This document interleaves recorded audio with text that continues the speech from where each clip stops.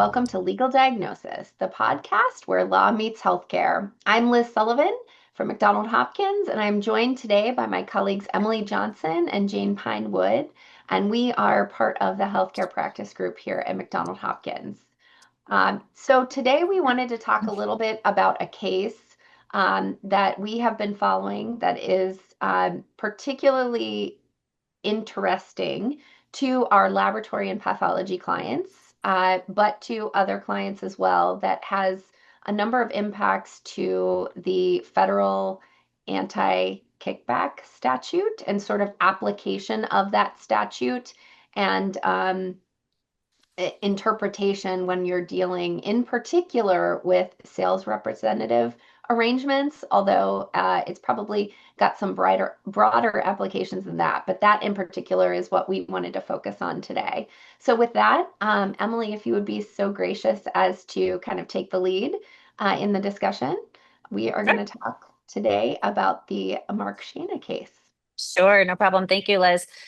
So yes, as Liz noted, we've been following this case since it first started, I think in 2021. Shayna came on the heels of the S&G Labs case. So I think it's important to start there. The S&G Labs case was a case out of Hawaii, and it was a breach of contract case. But in that case, the one of the parties argued that EKRA shouldn't apply to him as a marketer because he didn't personally influence referrals. And the court sort of agreed with him. And that was the first time we had a court kind of weigh in on how EKRA would be applied. Fast forward to the Shayna case, when the Department of Justice or the United States came after Mark Schena for, among other things, EKRA violations, he tried to apply the holding in the S&G Labs case to his conduct. And the court actually disagreed, which was the first time we saw the federal government's real interpretation of how EKRA would be applied in these types of matters. Shayna was found guilty of 2 counts of EKRA violations, and he appealed that decision. And so in July of this year, July 11th, we saw the Ninth Circuit's decision, which affirmed his conviction. What was interesting about that decision is, in some sense, sort of muddied the water with respect to what do we do with this sort of dichotomy between anti-kickback and EKRA. In that case, the court said that the district court got it correct. The Ninth Circuit affirmed it and said that, the type of conduct that he engaged in did actually influence referrals. And his argument was that because he was marketing to physicians and not to patients directly, and wasn't a person who was actually in charge of making the referral, that he shouldn't be held accountable under EKRA. And the court said, no, when you take a look at the statute, the language says knowing and willful payment or offer of remuneration to induce a referral of an individual to a laboratory, among other entities. And the court said, marketers are intermediaries who do, in fact, influence those referrals, even if they don't ultimately make the referral themselves. And the facts of the Shayna case were pretty ugly. He was doing some, allegedly, they were doing some disingenuous marketing to providers who weren't maybe familiar with the type of testing. And so they were marketing it in a manner that was deceptive in order to lead to additional testing. In fact, when I was preparing for this, I saw that the lab that billed these tests billed more for these tests than any other lab in the country, which was fascinating. So clearly there were some considerations there and how they structured their marketing arrangement. So long-winded way of saying the court found that marketers really do influence these decisions, particularly when they use deceptive marketing techniques. What was really interesting is, when you take a look at the EKRA language, it prohibits payment for payment that is determined in a way that takes into consideration the number of individuals referred, the number of tests or procedures performed, or the amount billed to or received from the patient's laboratory. And if you guys remember, EKRA goes beyond just the healthcare framework. Whereas the anti-kickback statute, right, has some similar language, but it only applies to federal payers, and it has an exception and safe harbor for employee arrangements that basically says, and there's longstanding guidance from the OIG that says you can pay commission-based compensation to employees. You just can't do it to 1099s. And to this day, we still see the government go after these 1099 arrangements because the government has always taken issue with those. From their perspective, they believe that you have less oversight and control over a 1099 than you do over an employee. But EKRA doesn't have that same safe harbor. EKRA says if you do this to an employee or an independent contractor, if you pay them in this manner, that it's a violation. And that created some concern, when EKRA was passed of, so what does this mean for how we engage our sales reps? And so our lab clients asked a ton of questions. How do we do this going forward? And, I think the general consensus was if you are if you're compliant in most regards or all regards, hopefully, with the rest of the regulatory framework, and you structure the arrangement in accordance with the anti-kickback statute, although you have risk under EKRA, the longstanding guidance from the OIG says you can pay an employee a percentage-based commission. And so you're probably okay. The risk is low. It's not nothing, right? Because that would still violate EKRA. Because EKRA doesn't allow any percentage-based arrangements, but the risk is low, and the government would be sort of hard-pressed to prosecute a standalone EKRA violation for something that otherwise complies with anti-kickback.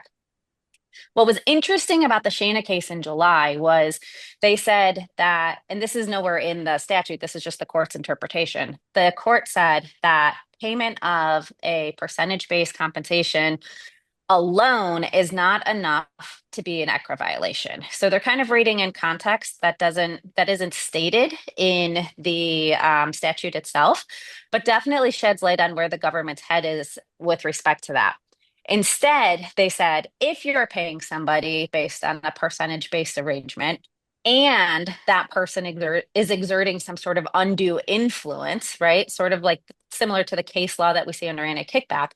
If that person's exerting some sort of undue influence over the patient or the ordering provider, whomever is ordering the lab test, then that would be something that could run afoul of EKRA. So there has to be something more from the court's perspective than just payment of a percentage arrangement. So, of course, when this case gets announced or the decision gets announced, we started getting some questions. And from my perspective, and I'll let you guys weigh in, I feel like I've been rambling. It doesn't really change our advice. I think the advice that we've been giving is pretty much the same. Don't do a 1099 arrangement. If you're going to pay a percentage base, make sure your compliance is otherwise in order. You're not subject to a current ongoing investigation, and that you structure the arrangement in accordance with the anti-kickback, safe harbor, and exception for employees. If you don't do that, then the arrangement is certainly at significant risk. And I think that another takeaway is really to go back and look at how are your folks actually performing the marketing services? What are they saying to the ordering providers? Is it something that is exercising unnecessary influence over the ordering provider, or is it just, education and materials regarding the test that's to be ordered? So it was an interesting case. I think the decision isn't necessarily shocking to me. I think it's great to have the court's insight. I think it's good to know that the government is giving a little bit of flexibility with the percentage-based arrangement, even under EKRA. But I think we'll just have to see where this goes next. But Liz, Jane, any other thoughts on that? I agree. I mean, I certainly have received questions from clients because I think a bit of an urban myth that came out of the July decision is the court statement that a volume-based payment alone does not necessarily violate EKRA. And that got transmuted into, oh, we can pay volume-based compensation or commissions to 1099 independent contractors. That's not what the court said, as Emily described. To me, the court's analysis aligned a bit more with what I would call the traditional anti-kickback analysis. where if you are engaging a 1099 independent contractor to perform marketing services, clearly you're not within a safe harbor. You're not safe with EKRA. But what's really happening here? And Emily, to your last point, which is how are these individuals actually marketing? If I take a little bit of extremes here, for laboratories who have full-time employed sales reps, typically, not always, but typically those full-time employed sales reps are working within a sales structure, a supervision structure, so that they have managers who are looking over what they do. They're part of very routine compliance.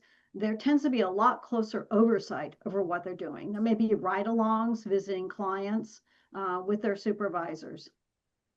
Many, but not all, many of the independent contractor marketing companies are just that, they're companies. It's not an individual working as a full-time contractor for a laboratory. Rather, it's a company that comes in and says, we have sales reps who will go out there and sell your testing. On the most problematic extreme, all three of us have seen situations where the marketing companies will say, oh, we have this work we control. And they basically shop it to the lab with the best commission rates, meaning they'll say, if you pay us XX commission, we have all this work we can deliver to you. Well, anytime a marketing company says, I have work I can deliver to you, that seems to indicate that they are unduly influencing referrals. And that type of arrangement is one that is very likely to be problematic under the Ninth Circuit's decision with EKRA, as well as the traditional anti-kickback analysis, where we've already seen over many years, particularly the last several years, increasingly aggressive enforcement against independent contractor marketers. A lot of that coming out of COVID and the perceived abuses with COVID testing.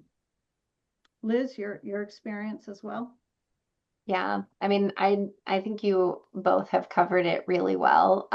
It is an interesting, I mean, I think the fact that there is that little bit of the urban legend, Jane, that came out of this decision, it reminds me a bit of when the S&G Labs case from Hawaii came out originally. And I think one thing that I was just going to circle back to say is, for anyone who's listening in, that this is sort of they're not familiar with sort of the history, the S&G Labs case in Hawaii was a contract dispute. So it was in federal court, which is why it was of interest to everybody in the lab industry. But it really was a contractual dispute. And so the judge was deciding or sort of interpreting EKRA with respect or in the context of the contractual dispute as far as the terms of the contractor's employment, or I shouldn't say employment, but services agreement. Whereas the Schena case was truly the U.S. Department of Justice, and it does a better job, I guess I would say, of showing us what the enforcement priorities and the enforcement perspective is of the government. And it was pretty clear even in the earlier decisions, I should say, with Schena, that the Department of Justice did not agree with the S&G Labs case or the decision. And so for what it's worth, I think at that time when the S&G Labs case first was decided or announced, there were a lot of questions. There was a lot of hope. There was a lot of excitement that like maybe this was going to help give us clarity with EKRA. It was going to give us more flexibility with respect to contracting. And that really ultimately wasn't the case. And I think for most healthcare attorneys at the time, everyone sort of recognized that and appreciated that that probably wasn't opening the door the way the industry thought it would. And I think here with this decision, again, because of the way the language or the decision was written, again, it was sort of that feeling maybe that some in the industry thought maybe we have more flexibility here.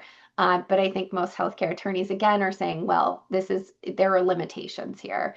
And I think your point is well taken, Jane, that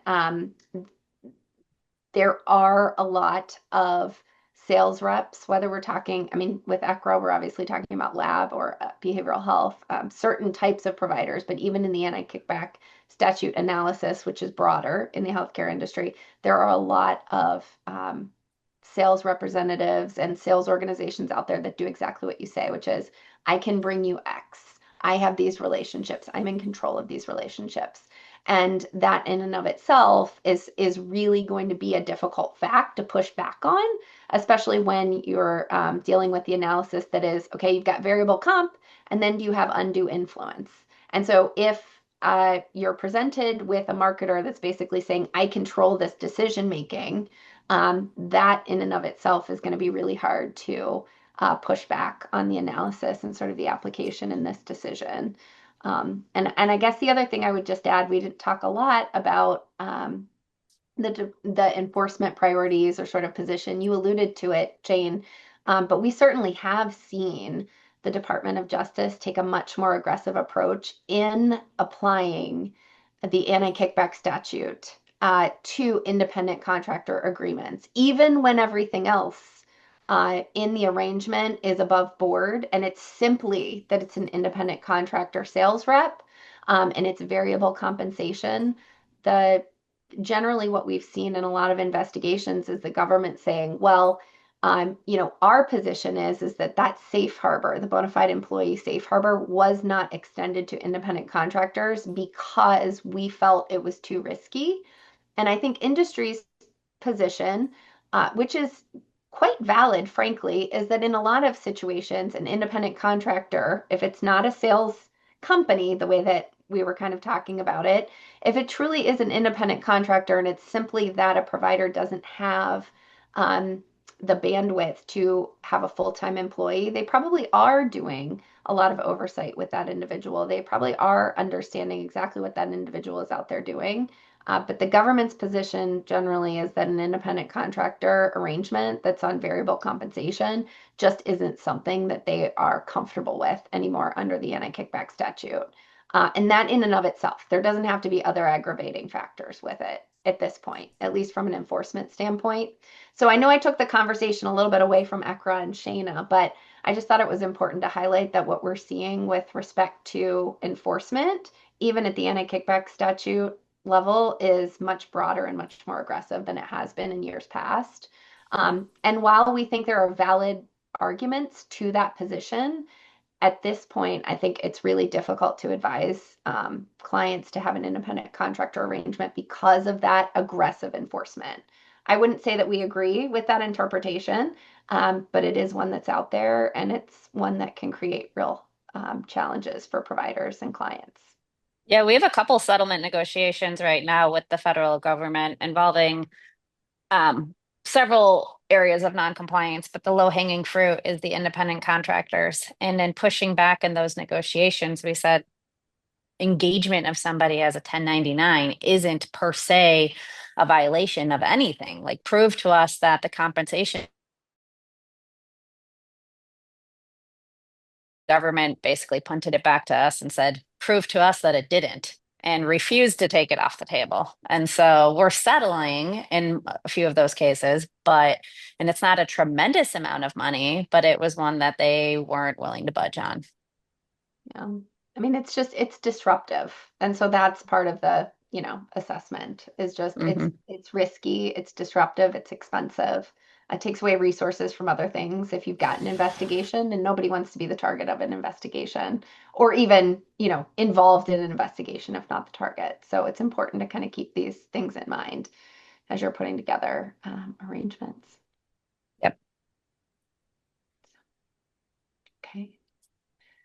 Well, with that, I don't know if we have any final closing thoughts on the Schena decision or EKRA or the anti-kickback statute more generally, but I appreciate the time and the discussion today. I think this is always a really relevant topic for clients. It's always of interest, and we could probably talk about it for an hour. But there's some high-level thoughts to take away. So we appreciate the audience joining us today. If you'd like more information about this, you can find more information on mcdonaldhopkins.com or at any of our bios, which are available and accessible from mcdonaldhopkins.com. So please feel free to reach out with any questions. Thank you guys for joining us today.